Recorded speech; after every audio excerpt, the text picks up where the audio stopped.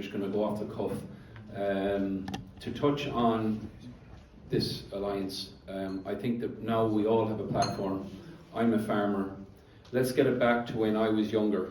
I remember even neighbours that didn't have land, they would jump over the wall and they would help you do your farm work. People understood in Ireland that if you don't have farmers, you have nothing. We need to get back to that. We need to get back to educating people. We have loads of local markets now. We need to get out and educate people on farming and how important it is for Ireland and for the people. I just wanted to say that first off. The second thing is the Greenway. There's a cycleway that's going through my community and through a lot of communities in Ireland at the moment. We're having a lot of problems with it. They're disrespecting the farmers, they're disrespecting the landowners, and they're disrespecting the house owners. They've divided communities. They won't sit down with anybody. They're what I would call a law of their own. And that's why I contacted the Farmers Alliance, myself and Tricia Donoghue contacted the Farmers Alliance to try and meet with these guys and get representation for us. You know, the first I heard about this Greenway going through my land was my neighbour was doing his farm work and he called me over and he said, "How do you feel about them taking your land?" And it was a shock to me. I was like, I don't know anything about this. How can they just take my land? And he said, well, they're running a Greenway right through your land. I got no communication. We couldn't, none of the farmers, none of the house owners could talk to the project team. And then they just turned around, drew a line on a map and said, this is the preferred route. They've divided communities all over Ireland. They've been so disrespectful.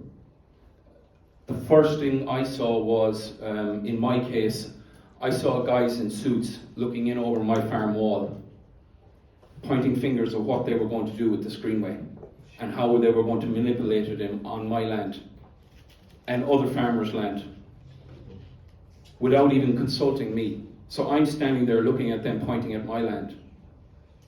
It's time we stand up and get respect. The house owners, the farmers, we all stand together and we nip this in the bud, because if we don't, they'll take control of everything.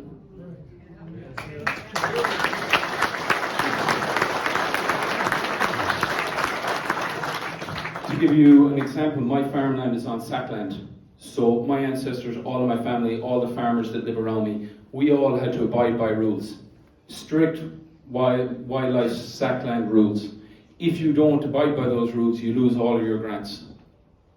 So I could be inside my wall and lift a stone and I lose all of my grants. But they can be right outside the wall with a bulldozer, bulldozing the whole thing and putting down a tarmac road, and nothing happens to them. Is this what they think of farmers? This is giving us a platform now to actually stand up. And we have no excuse.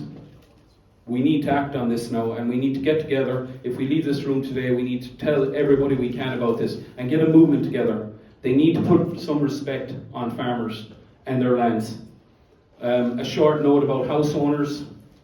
There's a few houses on that route where they're running this Greenway right 10, 15 feet from their house. They're not consulting with them. And then they're telling them there's going to be 1,000 people walking on this Greenway every day. Like, we need to bring back the power, and we need to make sure that they're accountable for what they do.